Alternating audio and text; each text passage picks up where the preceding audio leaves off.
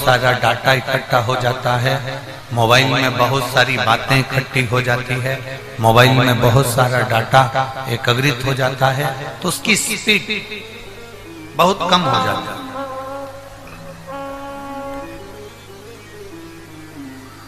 किस किस के पास मोबाइल है? उठाओ जरा हाथ। सबके पास है ना? रख लो।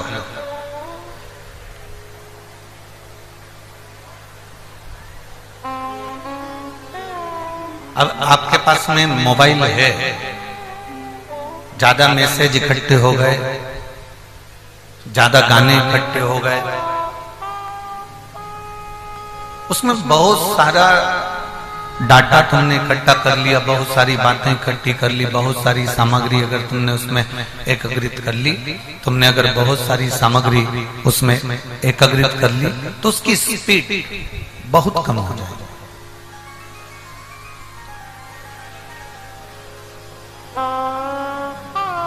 उसकी स्पीड एकदम स्लो हो जाएगी।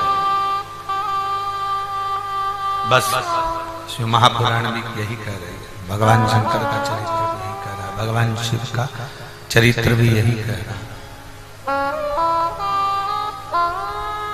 बहुत सारी बातें जब हम मोबाइल के अंदर एकत्रित कर लेते हैं, बहुत सारा डाटा हम भगवान मोबाइल के अंदर एकत्रित कर लेते हैं, तो वो डाटा जब एकत्रित होता है तो उस मोबाइल की स्पीड कम हो जाती है।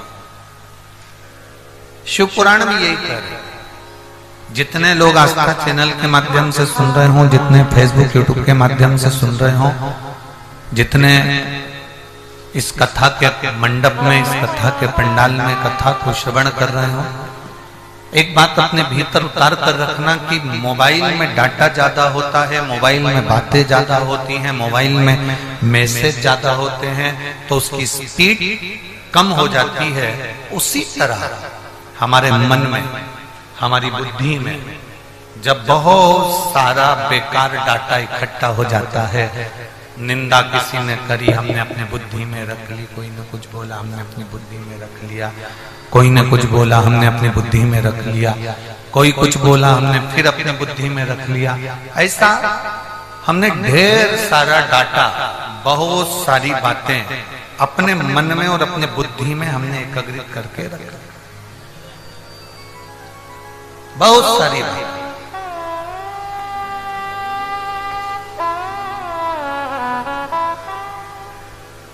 अब जब बहुत सारी बातें, बहुत सारा डाटा हमने एकत्रित करके रख लिया, तो जैसे मोबाइल में डाटा ज्यादा हो जाता है, मोबाइल में मैसेज ज्यादा हो जाते हैं, मोबाइल में बहुत सारी बातें हो जाती हैं, बहुत सारे गाने, बहुत सारे वीडियोस हो जाते हैं, तो उसकी स्पीड कम हो जाती है। उसी तरह हमारे मन के अंदर भी काम, लोभ, आसक्ति, वासना, तृष्णा और ना जाने कितना कितना कितना कितना हमारे इस मन के अंदर, इस बुद्धि के अंदर, इस चित्त के अंदर ना जाने कितना कितना हम भर लेते हैं।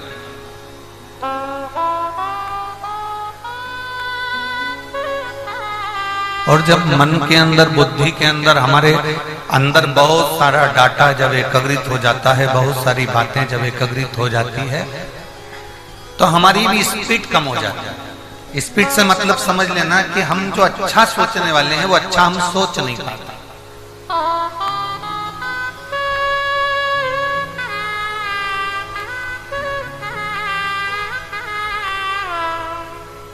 हम जो अच्छा विचार करने वाले हैं वो हम अच्छा विचार नहीं कर पाते। हम जो अच्छा धारण करने वाले हैं वो हम अच्छा धारण नहीं कर पाते।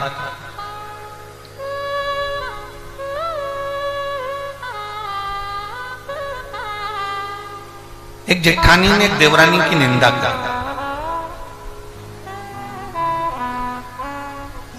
या एक देवरानी ने जेठानी की निंदा करी। अब आप बताओ, मेरी झारखंड की जीजियां बैठी हुई हैं, मेरी जमशेदपुर की बहनें बैठी हुई हैं, मेरी जीजियां बैठी हुई हैं और मेरे जीजा उन बैठे हुए हैं। हम आपसे पूछें कि आप एक विचार कर कर बताना, अपने मन के अंदर एक बात रखकर बताना कि देवरानी ने अगर जेठानी की निंदा करी है, जेठानी ने देवरानी की निंदा करी, तो इसमें जो निंदा कर रही है और जो निंदा सुन रही है, इसमें महापापी की गिनती में कौन आता है? जम के बोलो जरा। जिसने निंदा करी वो महापापी है कि जिसने निंदा सुनी वो महापापी है? जम के बोलो जरा। जिसने निंदा सुनी वो महापापी की गिनती में। जिसने निंदा करी वो तो पापी है, क्योंकि भगवान भोलेनाथ ने निंदक को, निंदा करने वाले को भगवान भोलेनाथ ने इस पृथ्वी पर जान कर जन्म दिया है। कई लोग कहते हैं इसको क्यों जन्म दे दिया? ये भोलेनाथ ने जान कर दिया है जिससे हमारे पाप धुल जाए, हमारे भीतर के मेल धुल जाएं और हमारी बीमारियां समाप्त हो जाए। इसलिए भोलेनाथ जी ने निंदा करने वाले को पृथ्वी पर भेजा।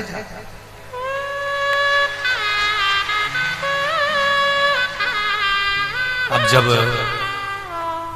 निंदा करने वाले को भगवान ने पृथ्वी पर भेजा है, निंदा करने वाले को भगवान ने इस भूमंडल पर भेजा है, तो ये सोचो कि उसने अपने पर कितनी कृपा करी।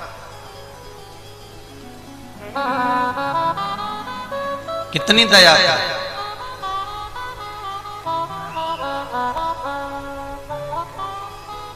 जरा सा कोई ने निंदा कर दी, आपने वो काम करना छोड़ दिया।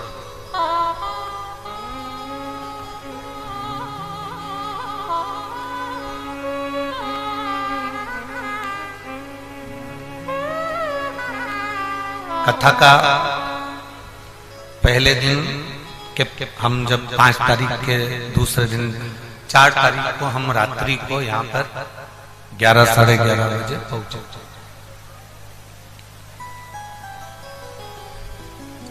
अब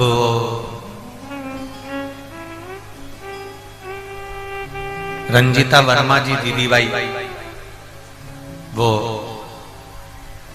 अपने पूरे यजमान परिवारों के साथ में, कार्यकर्ताओं के साथ में मिलने के लिए पहुंचे।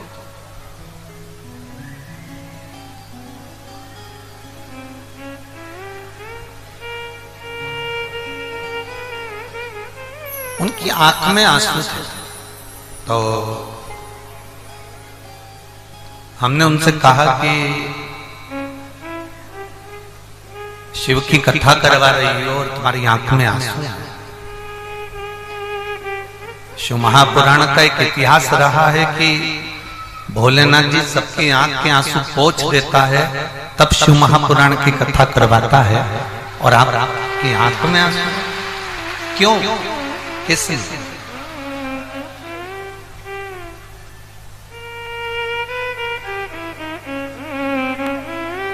उन्होंने कहा महाराज जी बहुत थोड़ा व्यवस्थाओं को लेकर और थोड़ा व्यवस्था में कुछ कमी हो रही होगी, उसके लिए थोड़ा दुख है, थोड़ा तकलीफ है। हमने कहा हमारा पहला प्रश्न था उनसे, आप उनसे पूछना, हमारा पहला प्रश्न था आपको प्रशासन से कोई तकलीफ है? तो उस रंजीता वर्मा ने कहा प्रशासन तो हमारे यहाँ का इतना सहयोगी है गुरुजी कि आगे बढ़ बढ़कर पूरी सेवा कर रहा है, ऐसा जोरदार प्रशासन हमारे यहाँ।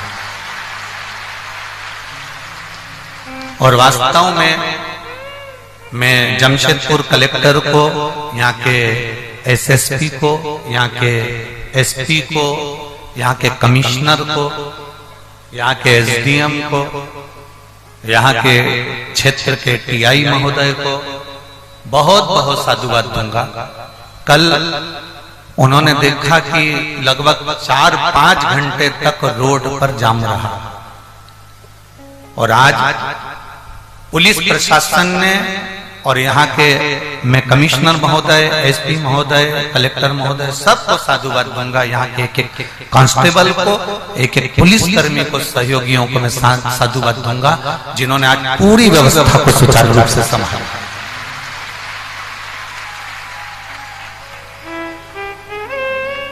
कल इस पूरी रोड पर ट्रैफिक जाम था, लगभग हमें तो ऐसा लग रहा था कि कम से कम रात को 10, 11, 12, 1 बजे 2 बजे तक वो नहीं खुलेगा। कितने बजे तक रहा? लगभग रहा होगा 10, 11 बजे तक रहा, 9, 10 बजे तक था। पर आज जो प्रशासन ने व्यवस्था संभाली, मैं यहाँ के प्रशासन को बहुत साधुवाद दूंगा, बहुत बहुत साधुवाद। आपने अपनी जी जान लगा दी। एक बार जोरदार ताली बजाएं यहाँ के प्रशासन के लिए। बहुत बहुत साधुवाद, बहुत साधुवाद। बहुत अच्छा लगा आज जब हम आए और हमने देखा कि बहुत व्यवस्थित एकदम लोग आराम से आ रहे हैं। कल उसी रोड पर पूरी दुकानें, उसी रोड पर गाड़ियां, उसी रोड पर सारी व्यवस्था थी। पर आज जो व्यवस्था प्रशासन ने संभाली है वो बहुत तारीफ है, बहुत तारीफ, उसको बहुत बहुत साधुवाद।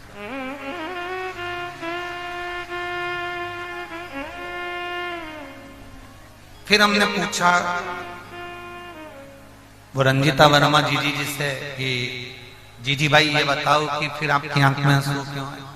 अरे गुरुजी कोई कुछ कह देता है, कोई कुछ कह देता है। हमने कहा बस यही तो शिव पुराण है।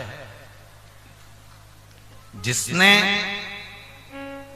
ठोकर खा ली, जिसने धक्के खा लिए, जिसने निंदा सुन ली, जिसने ताने सुन लिए, जिसने अपशब्द सुन लिए, वही दुनिया में सफल हुआ है। और जो निंदा सुनने के बाद अपने मार्ग को छोड़ दे, ताने सुनने के बाद अपने मार्ग को छोड़ दे, अपशब्द सुनने के बाद जो अपने मार्ग को छोड़ दे, कोई ने कुछ कह दिया आपने अपना मार्ग छोड़ दिया, किसी ने कुछ बोल दिया आपने अपना काम छोड़ दिया। जो ताने सुनने पर, निंदा सुनने पर, अपशब्द सुनने पर अपने मार्ग को, अपने कार्य को छोड़ देता है वो कभी सफल नहीं है। सुनो,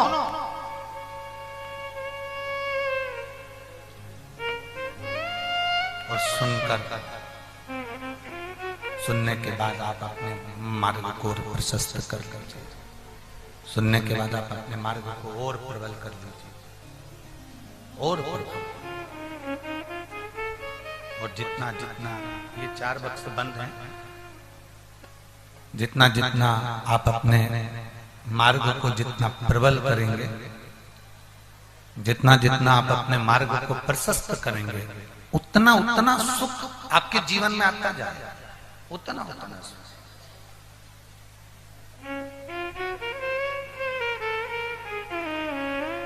पहली लाइन तो आप अपने स्मरण में रखें, अपनी बुद्धि में रखें, अपने चित्त में रखें कि क्या किसको रोइए। अच्छे जम के बोलो जरा, क्या किसको रोइए, चादर तान के सोइए। आग लगे बस्ती में मस्ती, चिड़िया, तोता, कौवा, कोयल, इन सबसे ज्यादा ऊंचा कौन उड़ता है? चील। कौन उड़ती है?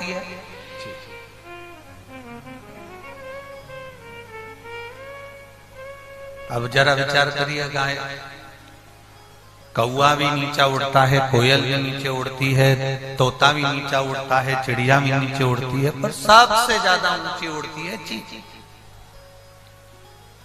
कभी चिड़िया डिप्रेशन में आई? कभी तोते को टेंशन हुआ?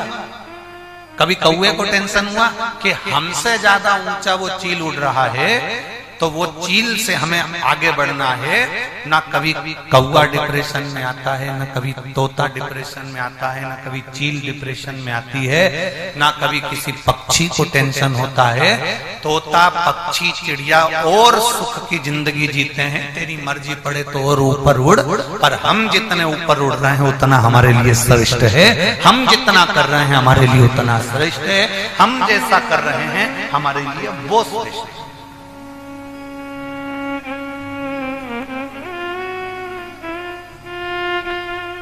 एक को आगे देखकर, एक को उन्नति की सीढ़ी पर देखकर, एक को तरक्की की सीढ़ी पर देखकर पक्षी कभी टेंशन में नहीं आता।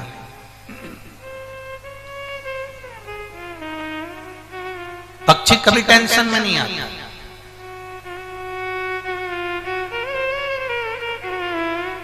पर एक मनुष्य ऐसा है, एक मानव ऐसा है, केवल एक मानव का शरीर ऐसा है जो किसी को ऊपर बढ़ता हुआ देखकर, उन्नति की ओर चढ़ता हुआ देखकर तुरंत टेंशन में आ जाए। केवल एक मानव, केवल एक मनुष्य।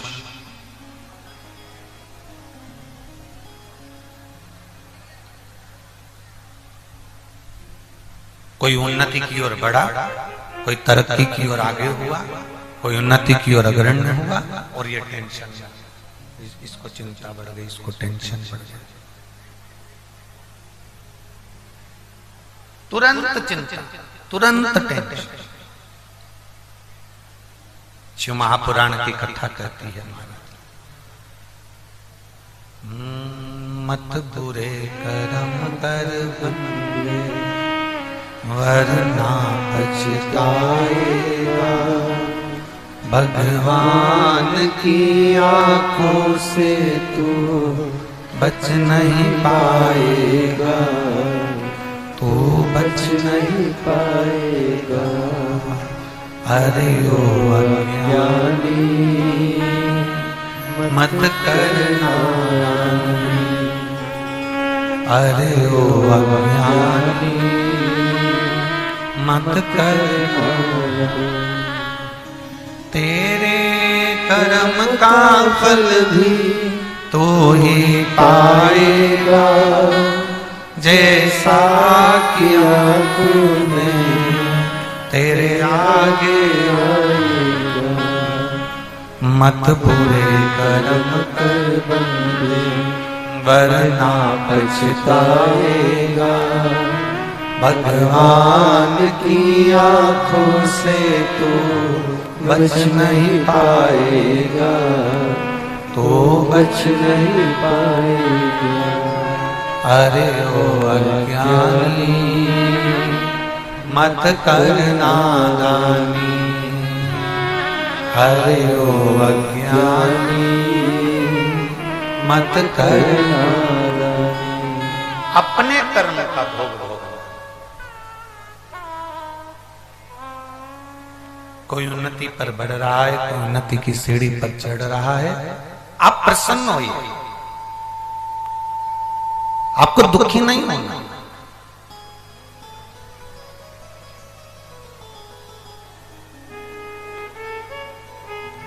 जितना प्रसन्न हो सकता, अपने जीवन को इतना प्रसन्नता में जियो कि भगवान भी कहे कि इसको इतना दुख होने के बाद भी इतना प्रसन्न रहता।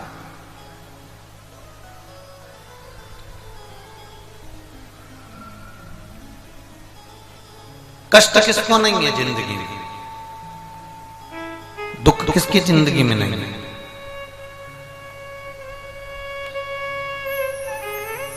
एक नीचे से नीचा व्यक्ति, छोटे से छोटा व्यक्ति, ऊपर से ऊपर तक के व्यक्ति को जीवन में टेंशन रहता है, कष्ट रहता है।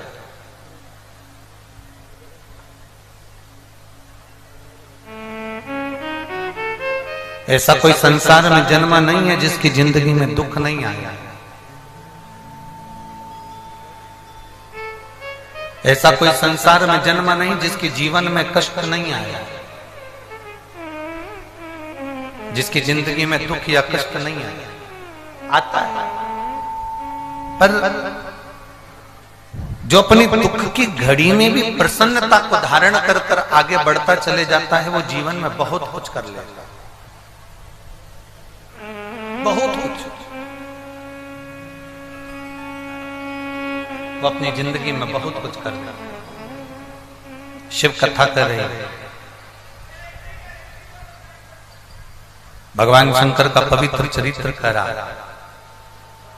पतालेश्वर शिव महापुराण की कथा कर रही है, भगवान शंकर का चरित्र कर रहा है कि आप जितना दुख की घड़ी में भी मुस्कुराना सीखोगे, उतना अपने जीवन में आप उन्नति की ओर बढ़ते चले जाओगे। आप अपने दुख की घड़ी में जितना प्रसन्न होना सीखोगे, आप अपनी दुख की घड़ी में जितना प्रसन्नता की ओर आगे बढ़ने का प्रयास करोगे, उतना उतना उन्नति की ओर बढ़ते चले जाओगे। और यदि थोड़े से दुख में, थोड़ी सी कष्ट में यदि आपकी आंख में आंसू आ रहे हैं तो आप कभी उन्नति की ओर बढ़ नहीं सकते। थोड़ा प्रसन्नता लाइए, अपने भीतर थोड़ी प्रसन्नता के भाव को प्रकट करिए, अपने भीतर थोड़ी आनंदता के भाव को प्रकट करिए।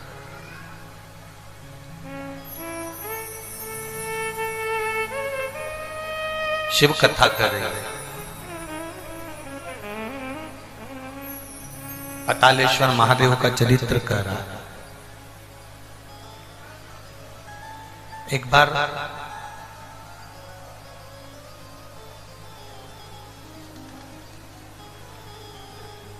भीम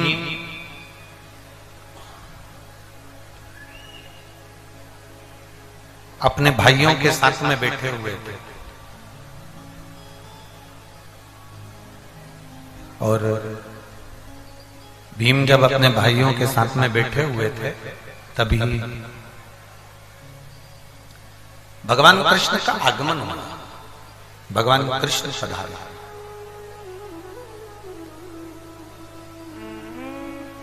और भगवान कृष्ण जब आए तो भगवान कृष्ण ने भीम को और पांडवों को बैठे हुए देखा और बैठे हुए देखकर उन्होंने देखा कि भीम और पांडव बैठकर चौसर खेल रहे हैं और चौसर बार बार पासा डाला जा रहा है और वो चौसर में लीन है, चौसर खेलने में लगे हुए हैं।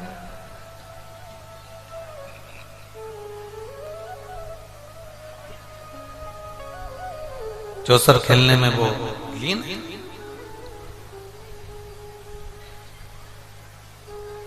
भगवान कृष्ण के मन में एक बात आ गई,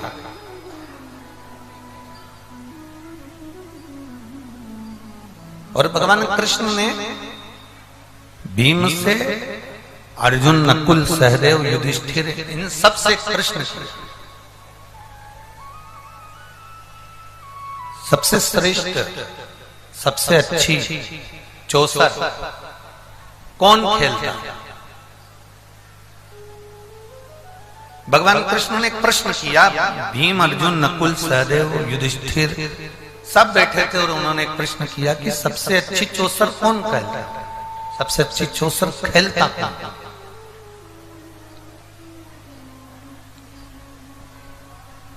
अब भीम को लगा कि मुझसे अच्छी चौसर कौन खेल सकता है? मेरे बराबर की चौसर खेलेगा भी तो खेलेगा कौन? मेरे बराबर अच्छी चौसर कौन खेल सकता है? भीम, युधिष्ठिर, नकुल, अर्जुन सब बैठे थे और उन्होंने कह दिया कि सबसे अच्छी चौसर तो हम ही खेल रहे हैं।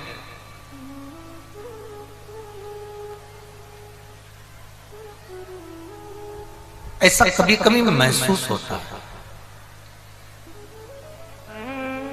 ऐसा कभी कभी हमारे हृदय में ऐसा भाव प्रकट होता है।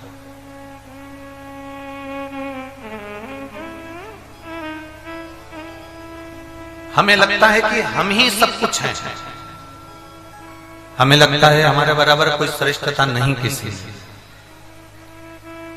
सर्वश्रेष्ठ चौसर कौन खेलता है? भीम ने कह दिया, अर्जुन ने कह दिया, नकुल ने कह दिया, सहदेव ने कह दिया क्या हमारे बराबर कोई चौसर नहीं खेल सकता, हमारे बराबर कोई चौसर नहीं खेले, हमारे बराबर किसी को भी चौसर इतना श्रेष्ठ खेल नहीं सकता। और भगवान कृष्ण के मुख से निकल गया, भगवान कृष्ण के मुख से शब्द निकल गया। भगवान कृष्ण ने उसी समय पर अर्जुन, नकुल, सहदेव, भीम, युधिष्ठिर के मुख पर कह दिया कि सर्वश्रेष्ठ चौसर अगर कोई खेला है और सबसे पहला चौसर अगर किसी ने खेला तो वो देवाधिदेव महादेव माता पार्वती जी के साथ खेले।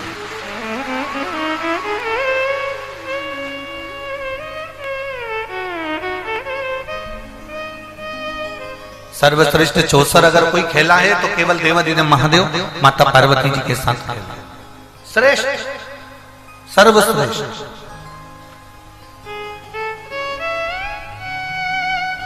अब भीम के अंदर तो अहम था, भीम के अंदर तो अहंकार था। कभी भी शिव जी के मंदिर में जाना या शिव महापुराण की कथा में पहुंचना, आपसे निवेदन है। झारखंड में तो हम इस जमशेदपुर क्षेत्र में हम पहली बार आए हैं, यहाँ से हम इतने परिचित तो नहीं हैं, पर इतना अंदाजा जरूर कर सकते हैं कि भले परिचित नहीं हो, पर आप लोगों का प्रेम, आप लोगों का समर्पण और आप लोगों की भक्ति देखकर ये विश्वास से कह सकते हैं कि आप सब शंकर भगवान के पुत्र और पुत्रियां हो, कोई साधारण नहीं। इतना विश्वास। बोल बम का नारा है सारी समस्या का हल।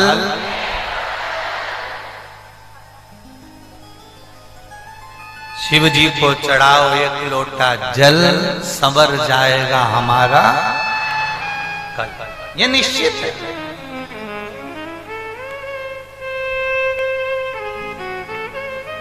और शंभो शरणे पड़ी मांगू घड़ी रे घड़ी, दुख का तो दया करीने दर्शन आपको। शंभो शरणे पड़ी मांगू घड़ी रे घड़ी, दुख काटो दया करीने दर्शन। ये भीतर हम जब शिव के मंदिर में जाएं, हम जब शिव महापुराण की कथा में जाएं, हम जब भगवान के चरणों में जाएं, तो हमारे भीतर ये भाव प्रकट होना चाहिए कि हम सारी अभिमत्ता से, सारे लोभ से, सारी आसक्तियों से, सारी वासना से, सारी तृष्णा से हम छूट कर फिर परमात्मा के पास। आपके पास में करोड़ों का धन भी हो ना,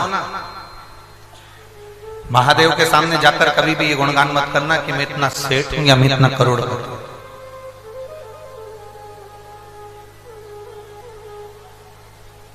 गुणगान उसके सामने करना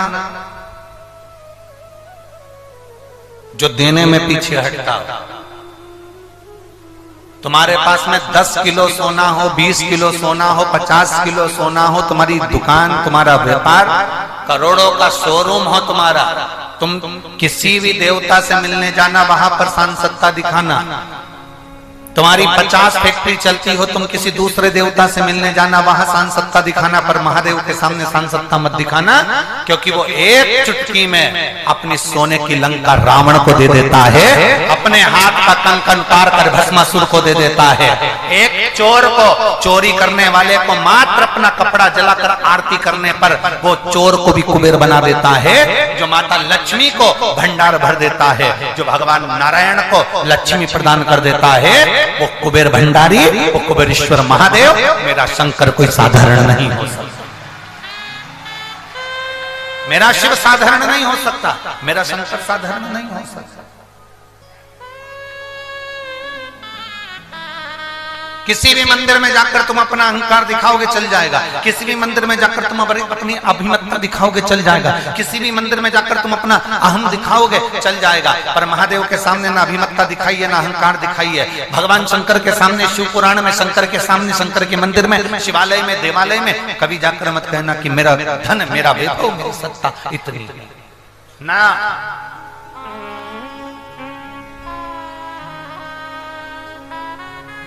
दुनिया को देकर वीराने में रहता है,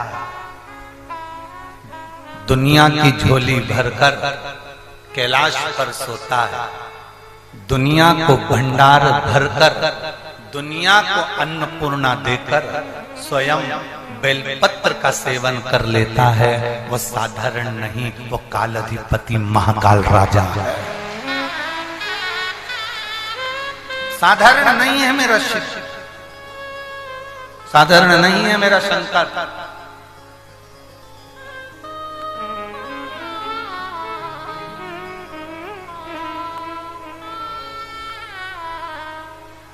हूँ मैंने तेरे ही भरोसे बाबा, तेरे ही भरोसे हवा बिच उड़ती जावांगी, बाबा डोर हर तो छड़ी नाम कटी जावांगी। भोले मैं तेरी बदन शंभो मैं तेरी बदन हवा बिच उड़ती जावांगी। बाबा डोर हर तो छड़ी नाम कटी जावांगी। भोले मैं तेरी बदन शंभो मैं तेरी बदन। शिव कथा का भगवान शंकर का संवाद कर रहा है।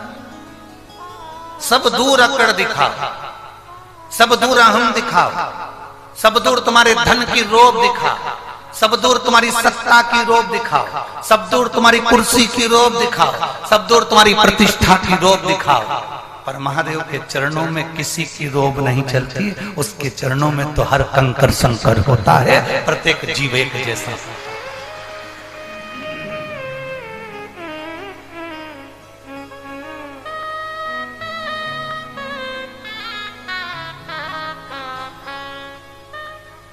मंदिर में पूजा करने वाले, मंदिर में सेवा करने वाले, मंदिर में रहने वाले ट्रस्टी की दृष्टि में आप करोड़पति हो सकते हो।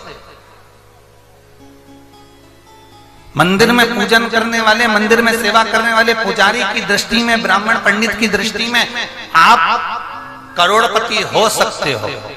पर जिस महादेव के ऊपर आप एक लोटा जल चढ़ाने के लिए बाबा धाम में जाते हो, जिस महादेव के ऊपर जल चढ़ाने के लिए आप बैद्यनाथ में जाते हो, आप जिस महादेव को जल चढ़ाने के लिए शंकर के शिवालय में जाते हो, तुम ब्राह्मण की दृष्टि में, पंडित की दृष्टि में, ट्रस्टी की दृष्टि में तुम करोड़पति, उन्नतिमान, धनपति हो सकते हो। तुम्हारे लिए वीआईपी रास्ता बन सकता है, तुम अंदर जाकर जल चढ़ा सकते हो। पर भगवान शंकर की दृष्टि में चाहे करोड़पति हो, चाहे रोड़पति हो, उसकी दृष्टि में सब बराबर होते। बोल बम का नारा है, उसकी दृष्टि में सब सम है, उसकी दृष्टि में कोई भेद नहीं।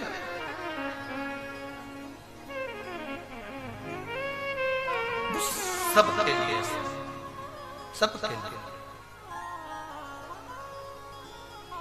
भीम, युधिष्ठिर, नकुल, सहदेव, सब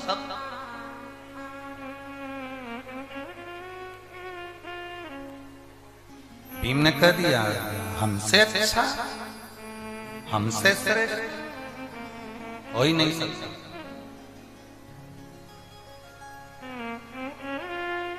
भगवान कृष्ण के मुख से निकल गया कि महादेव के बराबर कोई चौसर नहीं थे। सबसे पहले देखो, दुनिया के लोगों को जो भी दिया ना वो महादेव ने दिया। शिव जी से पहले कोई दूल्हा बना था क्या? जम के बोल दो जरा एक बार। शंकर भगवान से पहले किसी की बारात निकली थी? तुम्हारे झारखंड में निकली हो तो बता।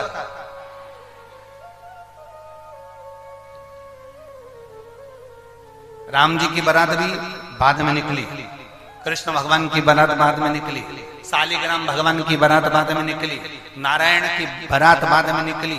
सबसे पहली बारात निकालने का हक अगर किसी को है तो वो देव अधिदेव महादेव को है। सबसे पहली बारात निकाली थी और इतनी जोरदार निकाली थी कि उसमें करोड़पति भी बहुत थे और रोड़पति भी बहुत थे। उसमें बहुत भगवान विष्णु, ब्रह्मा, इंद्र, देवता, 33 कोटि देवी देवता सब।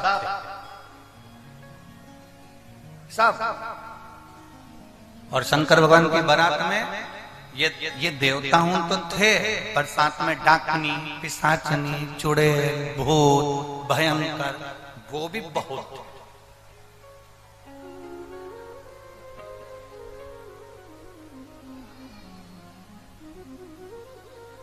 पहली बारात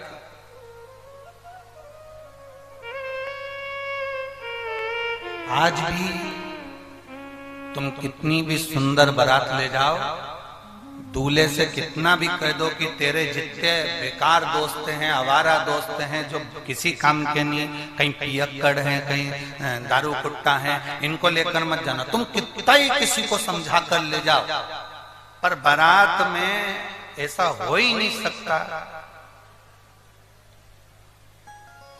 कि कहीं का नागिन डांस करता नहीं मिले। यो बहुत कठिन,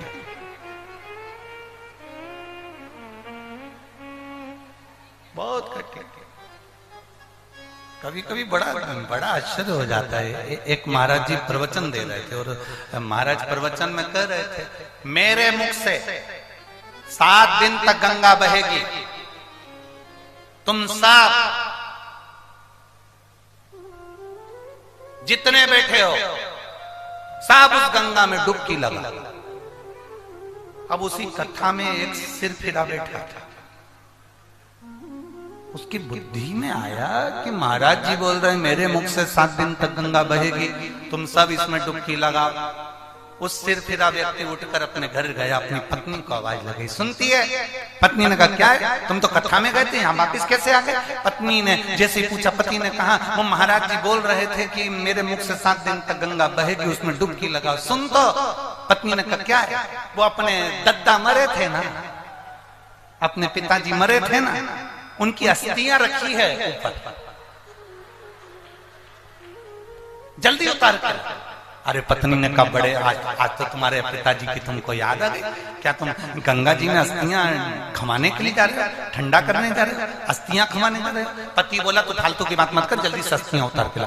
पत्नी अस्थियां उतार के लाई, पति को दी, पति ने उसको उखल में डाला और उसको मूसल से कूट दिया, कूट के उसकी पुड़िया बना ली पीस के और पुड़िया बना के और कथा में जाके बैठ गया। जैसे महाराज जी ने कहा मेरे मुख से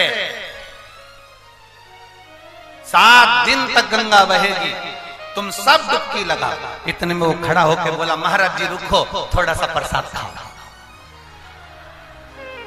अब उसने महाराज जी को जो वो पुड़िया दी और महाराज जी ने व्यासपीठ पर उस पुड़िया को खोला और खोल कर जो मुंह में डाला, डालते से वो हड्डी का चूरा चर बोला,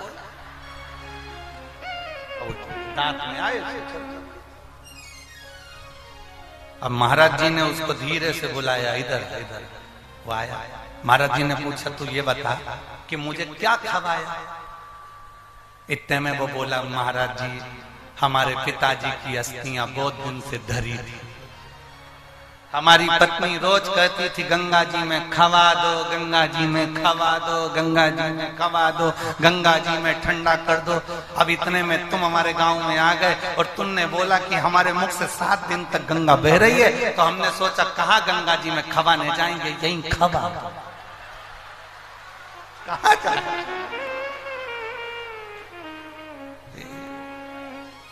इसलिए सावधान।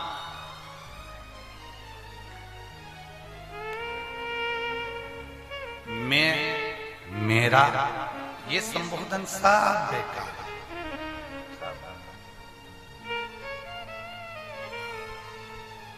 संबोधन हो तो केवल ये हो कि हम सब परमात्मा के दिए हुए हैं, परमात्मा की शरणागति के हैं और परमात्मा की कृपा का पात्र हैं सब।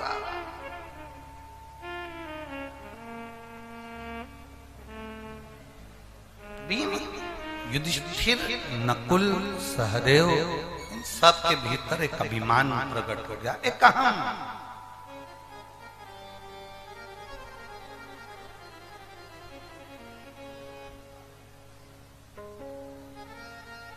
देवाधिदेव महादेव क्या हमसे अच्छी चौसर खेलते हैं? भीम ने नकुल, सहदेव, युधिष्ठिर, अर्जुन से कहा कि कुछ भी हो जाए मुझे महादेव के साथ में चौसर खेलना ही है, मैं भी तो देखूं कि आखिर चौसर में क्या है। बहुत लोग कथा श्रवण करने आते हैं शिव महापुराण की, ये विचार कर आते हैं आखिर इस शिव पुराण में ऐसा क्या है जो दुनिया के लोगों का दुख दर्द मिट जाता है। ऐसा शिव महापुराण में है क्या जिसमें दुनिया के लोगों की तकलीफें मिट जाती हैं?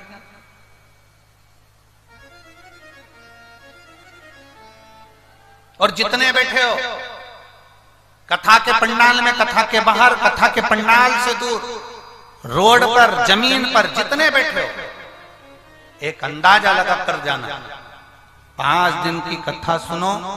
एक छोटी सी ऐसी डायरी में लिख के रख लो कि हम 5/2/2024 में हमने शिव महापुराण की कथा सुनी है। 5 दिन की 9 तारीख तक सुनी। हमने किसी प्यासे को 1 बोतल पानी पिलाया 10 रुपए का, हमने किसी को बिस्कुट खिलाया 5 रुपए का। हम अपने घर से ठेहुआ बनाकर लाए थे, गुड़ का आटे में गूंद कर बनाकर जो छठ पर बनाते हैं वो बनाकर लाए और पूरे लोगों को 2-2 4-4 खिलाए थे। वो हिसाब जोड़कर रखना और 3 महीने इंतजार करना। मेरा महादेव उसको हजारों लाख गुना कर ना दे तो बता, उसको लिखो।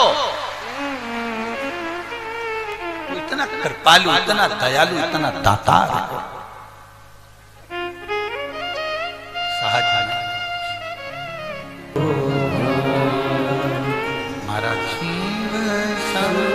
कर जपू तेरी माला, बोले बाबा जपू तेरी माला, भोला सब दुख काटो हमारा।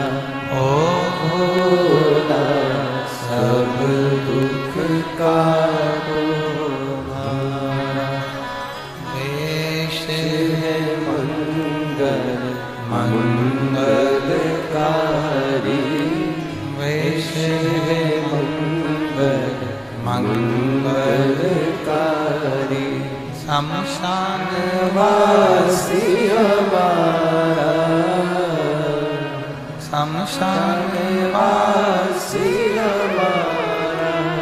ओ भोला सब दुख काटो हमारा।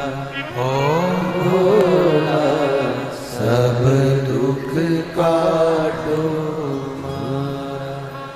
भगवान शिव भरदानी, त्रिकालदर्शी, कैलाशी, अविनाशी, भगवान देवाधिदेव महादेव शिव से चौसर खेलने के लिए भीम, युधिष्ठिर, नकुल, सहदेव सब तैयार।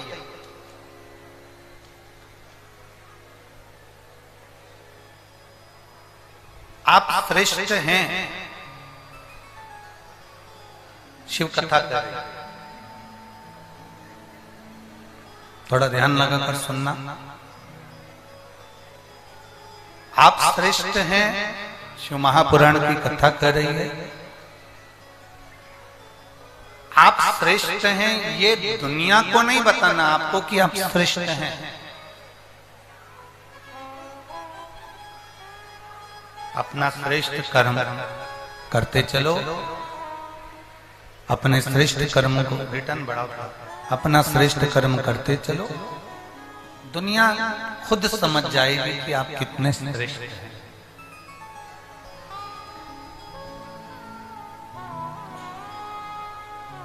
कर्म करने में पीछे नहीं हटना। एक पत्र है, देखिए।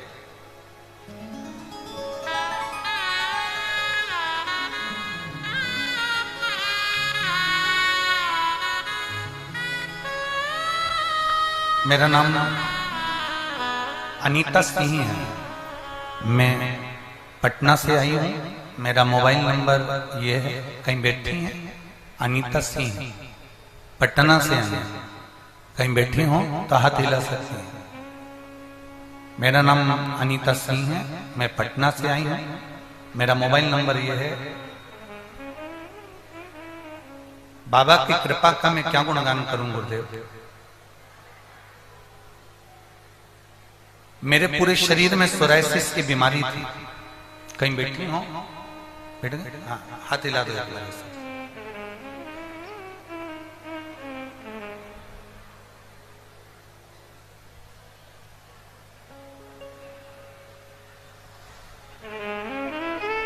गुरुदेव, मेरे पूरे शरीर में सोरायसिस की बीमारी थी। पूरे शरीर से चमड़ी निकला करती थी। सारे डॉक्टरों का इलाज करवाया, हर जगह पर जाकर दिखाया, पर कोई आराम नहीं मिला। तब आपकी कथा टीवी पर सुनकर मैं शंकर भगवान को एक लोटा जल चढ़ाकर एक बेलपत्र उठाकर खाना प्रारंभ कर। गुरुदेव, शिव शिव है, भगवान देवाधिदेव महादेव महादेव। 15 दिन तक तो मुझे कोई आराम नहीं लगा, पर धीरे धीरे मैंने वापिस उस जल को चढ़ाना, आचमन करना, पूरे शरीर पर जल को लगा लेना और बेलपत्र खाना प्रारंभ करा। आज मैं बाबा के पंडाल में, बाबा की कृपा से पूरी तरह सोरायसिस की बीमारी समाप्त हो गई। जो बीमारी डॉक्टर कहते थे कि मरते दम तक रहती है, पर वो पूरी बीमारी बाबा की कृपा से समाप्त हुई है। और मेरे बाबा ने मुझे यहाँ पर अच्छे से बिठाकर कथा सुनवाई। मैं बाबा को धन्यवाद देती हूँ।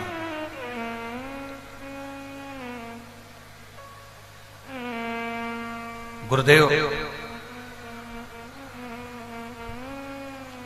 एक बात और बाबा से कहना चाहती हूं। मेरी बेटी जो कई साल से सरकारी एग्जाम दे रही थी और नौकरी नहीं लग रही थी, शिव जी पर एक लोटा जल चढ़ाने का उसका फल क्या मिला कि मेरी बेटी आज सिविल सर्विस में 24वां स्थान प्राप्त करी है और बाबा की कृपा से उसको पद प्राप्त हुआ है। मैं बाबा को यहाँ नमन करने आई हूँ। एक बार हाथ हिला दो ऐसा, हर हर महादेव। बैठ बैठ बैठ। शिव कथा हमारे जीवन को एक आनंद की अनुभूति कराती है। शिव कथा में लक्ष्य तक पहुंचाने का प्रयास करती है। शिव कथा में भगवान की शरणागति प्रदान करती है।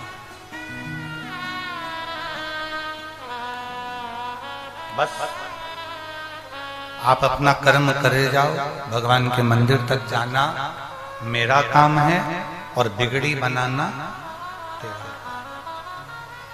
आप उसकी चौखट तक जाइए, आप उसके मंदिर तक जाइए, आप उसके देवालय तक जाइए, आप उसके शिवालय तक जाइए। फिर उसका मन वो क्या देगा, कैसे देगा, किस प्रकार से देगा, ये उसके ऊपर निर्भर करता है। आप अपना कर्म करो, आप अपना भजन करो, आप अपना कीर्तन करो, आप अपना मंत्र जाप करो, आप अपना नाम जाप करो। श्रेष्ठ हो, पर दुनिया वालों के आगे अपनी श्रेष्ठता नहीं दिखाना। वो दिखाएगा, एक दिन ऐसा आएगा कि वो चमका निश्चित कृपा करता है।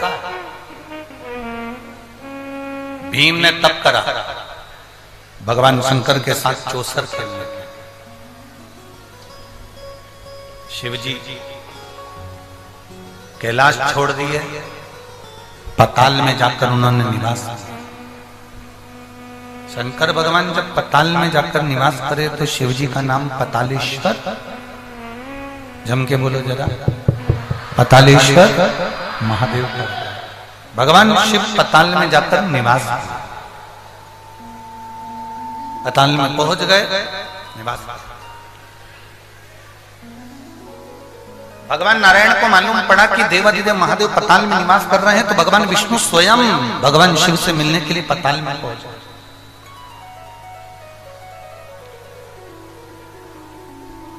स्वयं भगवान शिव से मिलने के लिए पताल में भगवान नारायण पहुंचे। जैसे ही गए, बैठे थे भगवान देवाधिदेव महादेव।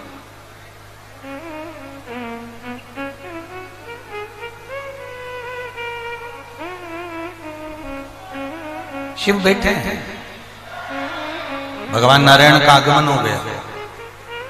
नारायण ने भगवान शंकर जी से कहा कि आप कैलाश छोड़कर पताल में बैठे हो, कारण क्या है? आज आप अपना पूरा घर छोड़कर शिव महापुराण की कथा में आकर बैठे हो, कोई तुमसे पूछे कि तुम शिव पुराण में बैठे हो? तुम इतने पढ़े लिखे, इतने सारी तुम्हारी जॉब है, इतने पढ़े लिखे हो, इतना तुम्हारा वर्चस्व है, और तुम कथा सुन रहे हो। ओ मेरी झारखंड की जीजियों, ए मेरी जमशेदपुर के जीजाओं, तुम रोज अगर मंदिर में जल चढ़ाने जाओगे तो दुनिया के लोग आपसे कहेंगे इतना पढ़ा लिखा होकर, इतनी पढ़ी लिखी होकर कहां चक्कर में पड़ी हो सीवर वाले महाराज।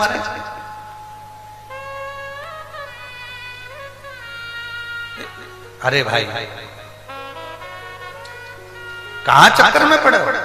तुम कथा सुन रहे हो, तुम शिव जी के मंदिर जा रहे हो, तुम एक लोटा जल चढ़ा रहे हो, तुम भगवान शंकर का श्रृंगार कर रहे हो, तुम मंदिर में जाकर श्री शिवाय नमस्तुभ्यम कर रहे हो। अरे जरा सोचो तो सही, दुनिया के लोग तुमसे कहेंगे ये क्या कर रहे हो?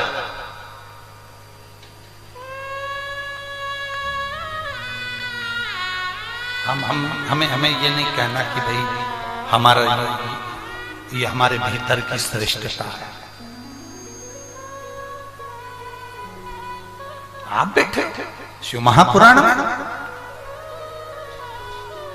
एक दिन दुनिया के लोगों को ये मालूम पड़ जाएगा कि शिव महापुराण की कथा में बैठने का फल क्या होता है, या आप भी 3 महीने के अंदर बता दोगे कि बैठने का फल क्या, या आप भी बताओगे? एक पत्र देखिए,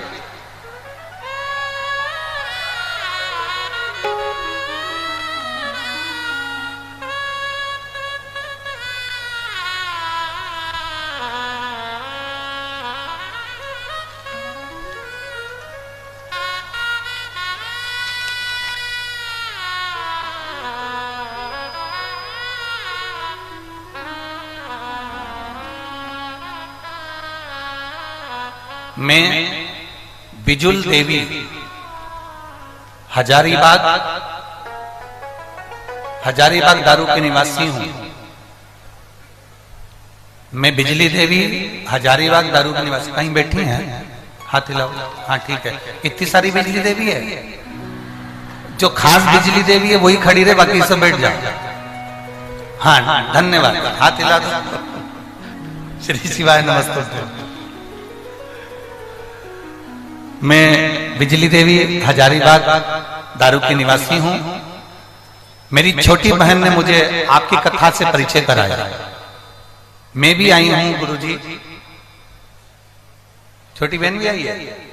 हाँ अब आते लाओ छोटी बहन। हाँ ठीक है, श्री शिवाय नमस्ते। मेरे पति जिनका नाम दिनेश चंद चौरसिया है, उनको अचानक 22 सितंबर 2022 के दिन 12:20 पर बहुत जोर से पेट में दर्द लगा और हम उन्हें तुरंत डॉक्टर के पास लेकर गए। उन्हें हजारीबाग लेके गए और तुरंत गाड़ी से जब हजारीबाग के हॉस्पिटल में लेकर गए, वहां डॉक्टर ने 2 दिन तक उनका जांच किया। फिर हम उनको रांची ले गए। रांची में मेदांता हॉस्पिटल लेकर गए और वहां 20 से 25 दिन तक उनको आईसीयू और वेंटिलेटर पर डाल के रखा गया। रिपोर्ट में पता चला कि इनकी किडनी पूरी खत्म हो गई है और पूरी किडनी ने काम करना बंद कर दिया है और पूरी किडनी डैमेज हो चुकी है, इन्फेक्शन हो गया है। डॉक्टरों ने हाथ उठा दिए। डॉक्टरों के हिसाब से जब तक वेंटिलेटर पर हैं तब तक ही ये रहेंगे, उसके बाद अगर इनको उठाया गया तो इनका शरीर नहीं रहेगा। डॉक्टर ने हाथ ऊंचे कर दिए क्योंकि इनकी किडनी ने काम करना बंद कर दिया। अब करें तो करें क्या? तभी मेरे परिचित ने मुझसे कहा कि तुम शंकर जी पे 1 लोटा जल चढ़ाओ, उसकी 2 बूंद लाकर तुम्हारे पति को पिला दे। अब हम करें तो करें क्या? मंदिर जाना, वहां से जल लाना और जल लाकर वेंटिलेटर पर पड़े हुए व्यक्ति को देना, ये तो डॉक्टर करने नहीं देंगे। तब हमने शंकर जी पे चढ़े हुए जल को रुमाल में गीला कर कर, कपड़े में गीला कर कर उनसे मिलने के बहाने उनके शरीर पर लगाकर आया।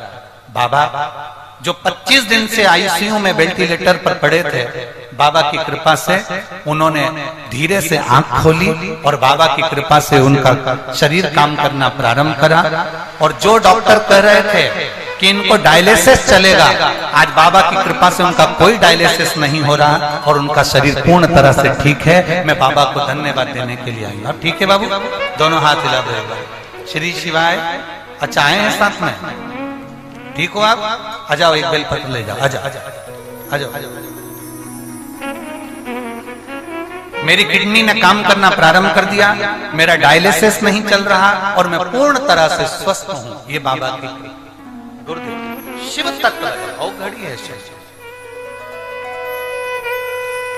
शिव औघड़ी, ये शिव जी के चढ़े हुए जल का ही प्रताप है जो तक कूद के आ रहा है। यही शंभु और तेरी कृपा बिना न हिले एक भी अणु, लेते श्वास तेरी कृपा से तनु तनु। हे गंगाधार मुक्ति द्वार ओमकार तू, भोले ओमकार तू।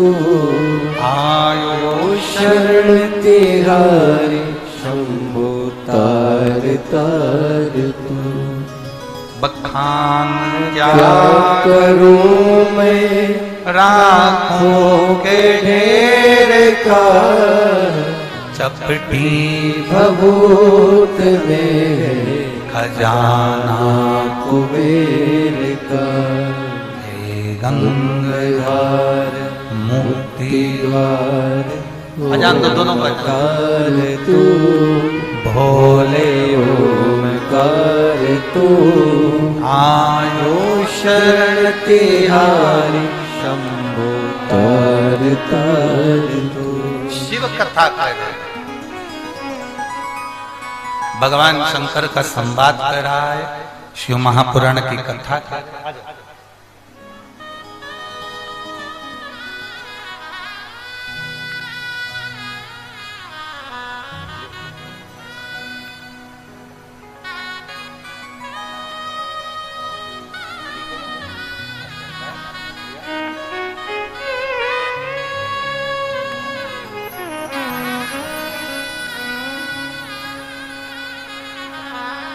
शंभु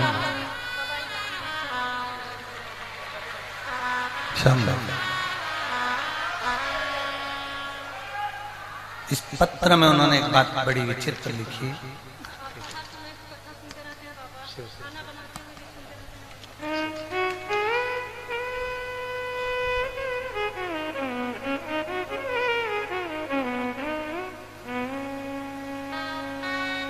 डॉक्टरों ने भी हाथ ऊंचा कर दिया, तब बाबा ने हाथ पकड़ लिया। ये शिव महापुराण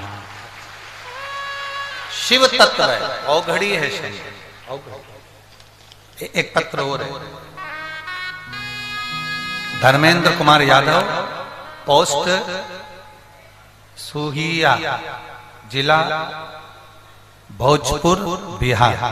कहीं बैठे हो तो हाथ हिला सकते हैं। धर्मेंद्र कुमार यादव, ग्राम पोस्ट सुहिया, जिला भोजपुर, बिहार। गुरुजी मेरे पेट में अचानक दर्द हुआ, कहीं बैठे हो तो हाथ हिला सकते हैं। कहीं पर बैठे हो। धर्मेंद्र कुमार यादव, ग्राम पोस्ट सुहिया, जिला भोजपुर, बिहार। अच्छा, इधर पंडाल में जरा कैमरे वालों से निवेदन करूंगा, अगर हो सके तो उनको कैच करिएगा। हाथ हिला दो आप एक बार, कैमरे वाले आपको कैच कर लेंगे। धर्मेंद्र जी खुद आए हैं क्या? स्वयं आए हैं तो आ जाओ धर्मेंद्र, पधारिए। आप आ जाओ व्यासपीठ के पास। धर्मेंद्र कुमार यादव, ग्राम पोस्ट सुहिया, जिला भोजपुर, बिहार से हूँ। मेरे पेट में अचानक दर्द हुआ, चेक करने पर मालूम पड़ा कि मेरी दोनों किडनियां में पत्थरी हो गई है। पत्थरी होने के बाद किडनी पूरी तरह से डैमेज हो गई। जब किडनी डैमेज हुई तब किडनी का इंफेक्शन इतना फैल गया था कि मेरी किडनी में कैंसर हो गया। मेरी एक किडनी में कैंसर हो गया। कैंसर होने के कारण बस मेरा ऑपरेशन कर कर किडनी को निकाल दिया। जब मेरी एक किडनी का ऑपरेशन कर निकाला। कैंसर इतना ज्यादा फैल गया था कि मेरी दूसरी किडनी पर भी उसका असर पड़ने लगा। गुरुदेव, डॉक्टरों ने कह दिया था कि अब ये थोड़े ही दिन के मेहमान हैं। जानकर हमें बड़ा दुख हुआ। तब मेरी एक किडनी में कैंसर जो फैला था दूसरी किडनी पर आ गया, और दूसरी किडनी पर जब कैंसर आया तो मेरा डायलिसिस चलना प्रारंभ हो गया और मेरी किडनी ने काम करना बंद कर दिया। अब एक किडनी तो मेरी निकल गई, दूसरी किडनी पर कैंसर आया, और कैंसर आने पर उस किडनी ने काम करना बंद कर दिया, तो मुझे डायलिसिस होने लगा। डायलिसिस भी इतने होते थे कि हम हर समय डायलिसिस के अंतर्गत ही रहते थे।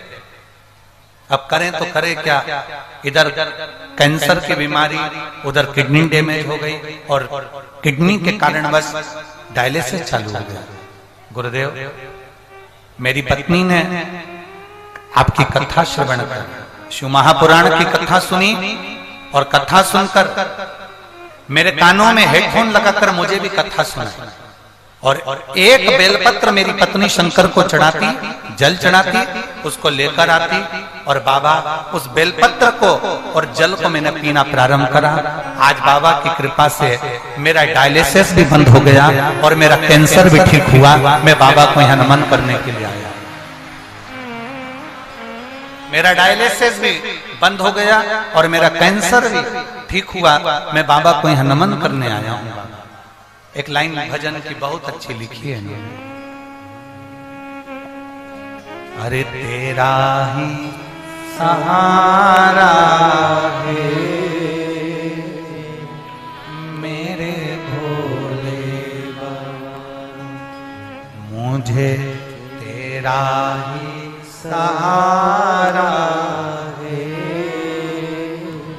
मेरे भोले बाबा। लाइन बहुत सुंदर है। कब से खड़े हैं झोली पसार, क्यों ना सुने तू मेरी पुकार, तेरा सहारा है मेरे भोले बाबा।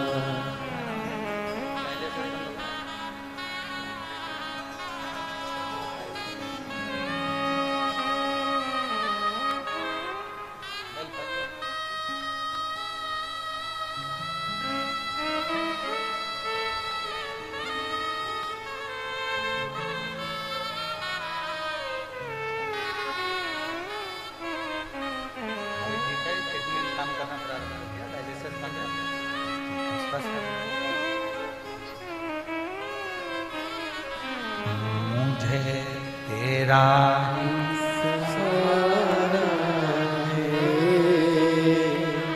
मेरे भोले बाबा। पत्र में इन्होंने लिखा, बिना डायलिसिस के रह नहीं पाता था। मेरे भोलेनाथ ने मुझे डायलिसिस बंद करवा दिया, और अब मेरा कैंसर भी मेरे बाबा ने मुझे ठीक किया। मैं बाबा को धन्यवाद। शिव तत्व है, अवघड़ी है शिव, अवघड़ी।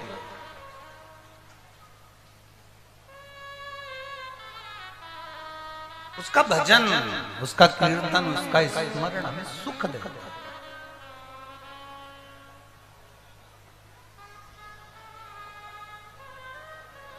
ओम मेरे भोले तेरा सहारा है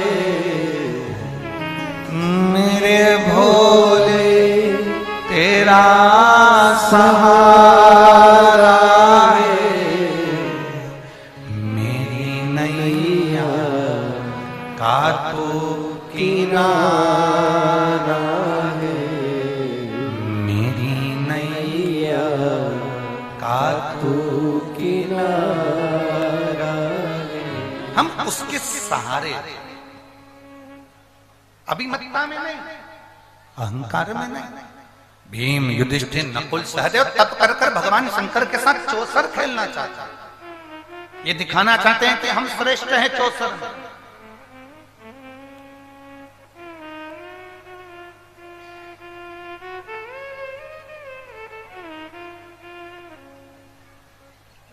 64 में हम श्रेष्ठ हैं, ये दिखाना चाहते। यहां पर एक माता बैठी है जिनके यहाँ 14 साल तक औलाद नहीं हुई, और 14 साल के बाद जब डॉक्टरों ने मना कर दिया, लोगों ने मना कर दिया, सारी दुनिया से गोद भरवाई और औलाद नहीं हुई, तब सब ने कह दिया अब संतान नहीं होगी। पर उसने लिखा शिव शिव औघड़दानी औघड़दानी। 14 साल के बाद बाबा ने संतान दी है। कहीं बैठी हो तो हाथ हिला दिया। 14 वर्ष के बाद उसने संतान दी। वो साधारण हो सकता? बोल बम का नारा है, सारी समस्या का हल,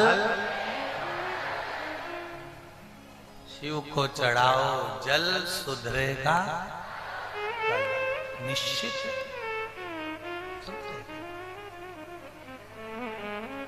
देता शिव कथा कर दिखाना चाह, बताना चाह, तब करा शिव जी पताल में। भगवान नारायण पहुंच गए बैकुंठ से। बैकुंठ से भगवान नारायण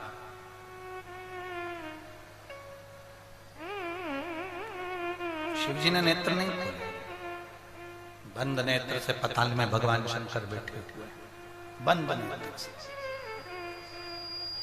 शिव ने नेत्र नहीं खोले। जब शिव जी ने नेत्र नहीं खोले, बंद नेत्र कर कर भगवान शंकर बैठे, भगवान नारायण ने उसी समय पर भगवान ब्रह्मदेव को बुलाया। ब्रह्मा जी आओ। ब्रह्मा जी आए। हर हर शंभो, हर हर महादेव। जो भगवान ब्रह्मा जी ने 3-4 बार पुकारा, पर भगवान शंकर जी ने नेत्र नहीं खोले। पतालेश्वर महादेव पताल में आराम से बैठे। आओ तलमस्त होकर बैठे।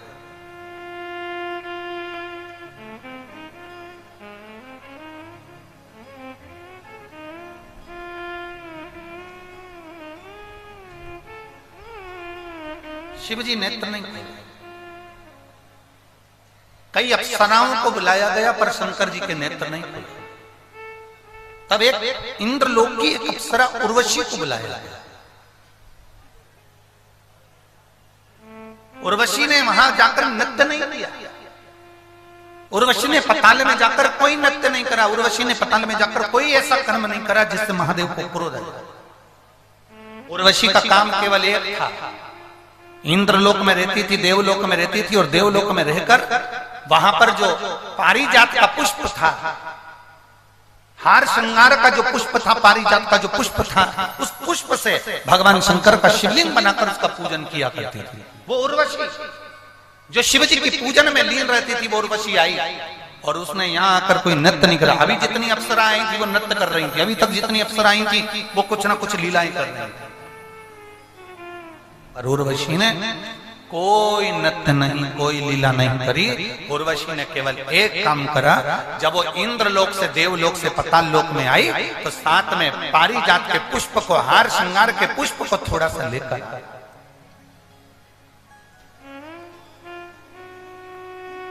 पारिजात का फूल देखा है आप लोगों ने? हाथ उठाओ जैसा, सबने देखा है ना? ठीक है, रखिए।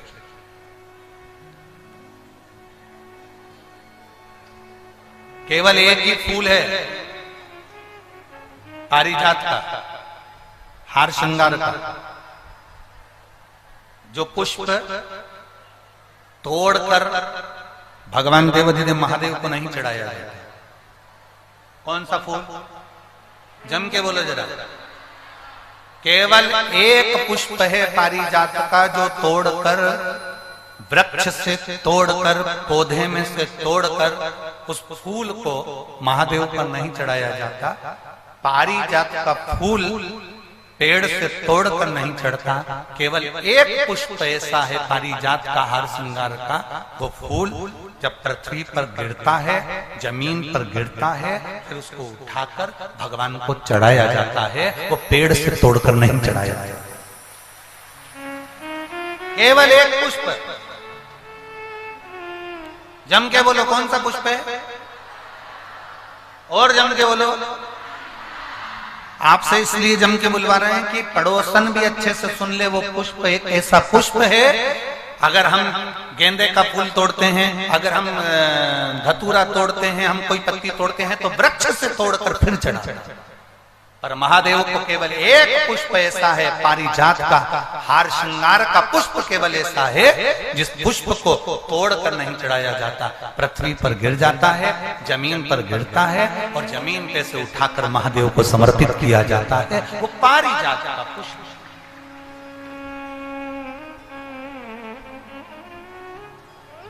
बोल बम का नारा है, केवल एक पुष्प।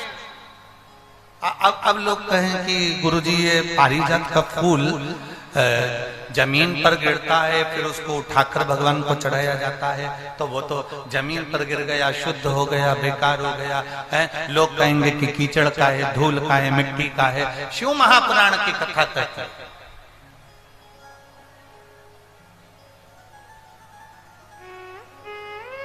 पारिजात के फूल को वृक्ष से तोड़कर महादेव को इसलिए नहीं चढ़ाते क्योंकि हम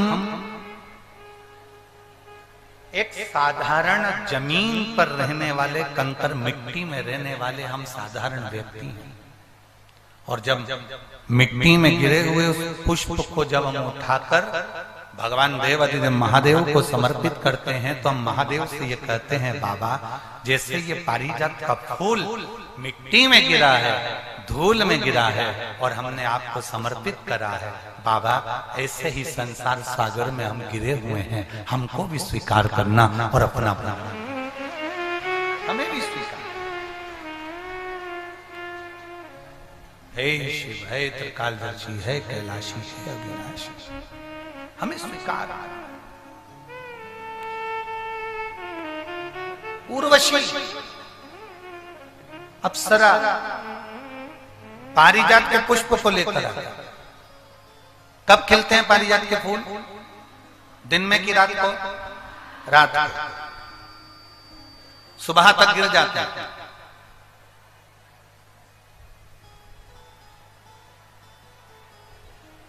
लगभग दशहरे के समय पर, दशहरे से आगे पीछे ही ये पारिजात के फूल ज्यादा आते हैं। ज्यादातर पुष्प उसी समय पर आते हैं।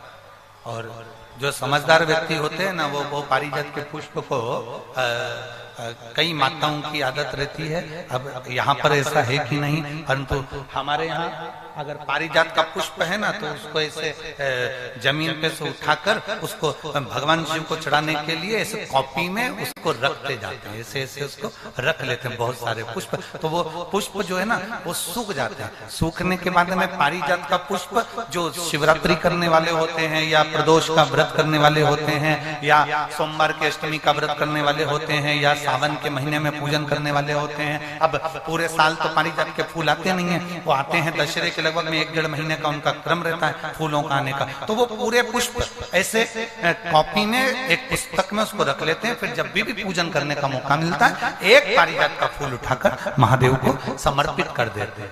कई लोग पारिजात का पुष्प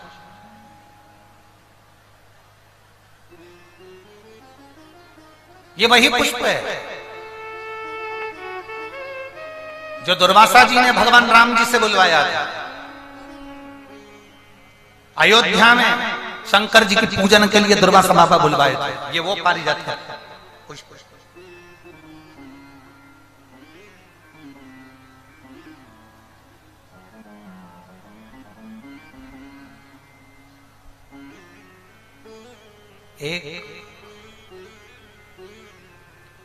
एक पारिजात का पुष्प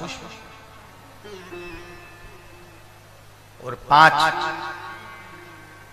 पारिजात वृक्ष की पत्तियां। बहुत ध्यान देना, बहुत अच्छे से ध्यान देना। एक पारिजात का पुष्प, 5 पारिजात वृक्ष की पत्तियां, 5 बेलपत्र। जितने लोग आस्था पर देख रहे हैं, टीवी पर देख रहे हैं, यूट्यूब फेसबुक पर देख रहे हैं, वो थोड़ा सावधानी से, 5 बेलपत्र, 5 पारिजात वृक्ष की पत्तियां, 1 पारिजात का पुष्प। प्रयास करा करो कि प्रत्येक प्रदोष पर या प्रत्येक शिवरात्रि पर उसको समर्पित किया जाए। प्रयास, बेलपत्री भी उठा कर ले आना, पारिजात की पत्तियां भी लेकर आ जाना, और पारिजात का जो पुष्प है वो भी लेकर आना। एक बार कर देखना। जितने लोग वॉकर लेकर चल रहे हैं, जितने लोग लाठी टेक कर चल रहे हैं, जिनकी कमर में प्रॉब्लम हो गई, जिनकी डिस्क की प्रॉब्लम हो गई, जिनके गुरिये खसक गए, या घुटने में गैप आ गया, या डॉक्टर ने कह दिया कि ऑपरेशन करना पड़ेगा, एक बार कर देखते। 5 बेलपत्र, 5 पारिजात की पत्तियां, 1 पुष्प पारिजात का, किसी भी शिवरात्रि पर, हर महीने शिवरात्रि आती है, किसी भी शिवरात्रि पर बाबा को समर्पित करिए। 1 लोटा जल समर्पित कर दो और बाबा पतालेश्वर महादेव का नाम लेकर समर्पित कर उसको उठा ला। पहले जो बेलपत्री लेकर आए हो, रोज 1 बेलपत्री 5 दिन तक खाना है। फिर 5 जो पारिजात की पत्तियां हैं उसको रोज 1 पत्ती को खाना है। आखिरी में जो पुष्प है वो पुष्प को खा लेना है। 15 दिन के अंदर तुम्हारा घुटना और तुम्हारी कमर काम करना प्रारंभ करेगी और तुम उठकर चलो। पारिजात का पुष्प बड़ी आनंदता देता है, बड़ी आनंद। एक पत्र है,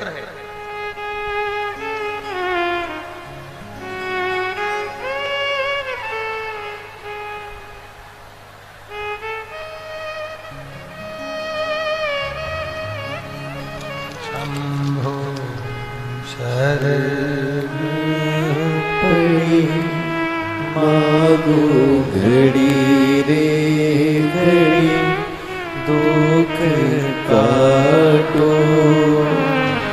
दया करी में दर्शन आपो शंभु शरण पड़ी मागो घड़ी रे घड़ी दुख काटो दया करी में दर्शन आपो।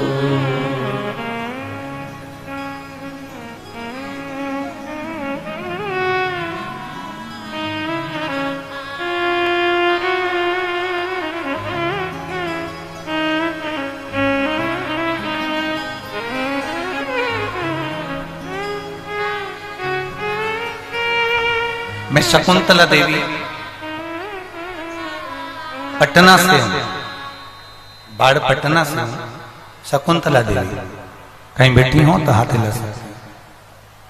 मैं शकुंतला देवी बाढ़ पटना से हूं।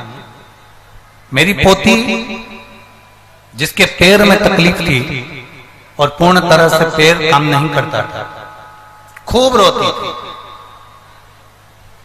सबको चलता देखती, सबको आनंद में देखती तो रोती। शिवजी पे चढ़ा हुआ जल उसको देना प्रारंभ करा। मेरी बेटी ने, पोती ने कहा कि दादी मेरा तो पांव काम ही नहीं कर रहा, क्या करूंगी, अब मैं जल नहीं पीऊंगी। लड़ ली वो शंकर भगवान से और बाबा से विनती कर आपने जो पारिजात के पौधे का और वृक्ष का और फूल का वर्णन करा था वो मैंने किया और बाबा की कृपा से मेरी पोती का पांव काम करना चालू करा। ये शिव तत्व है, ओ घड़ी है। कहीं बैठी हो तो हाथ हिला सकती हैं। शकुंतला देवी बाढ़ पटना से है, पटना शिव तत्व है, ओ घड़ी। एक विश्वास के साथ जब आगे बढ़ोगे, ये लिखा है प्रेमा देवी पति सुरेंद्र मिश्रा, रामगढ़ बंजारी से। कहीं बैठी हो तो हाथ हिला सकती हैं। गुरुदेव, मेरी बहू को 12 साल से बच्चे नहीं थे, 12 साल से पुत्र का कोई योग नहीं बना था। सारे डॉक्टरों से इलाज करवाया पर गर्भ नहीं ठहरा। तब सफेद आंख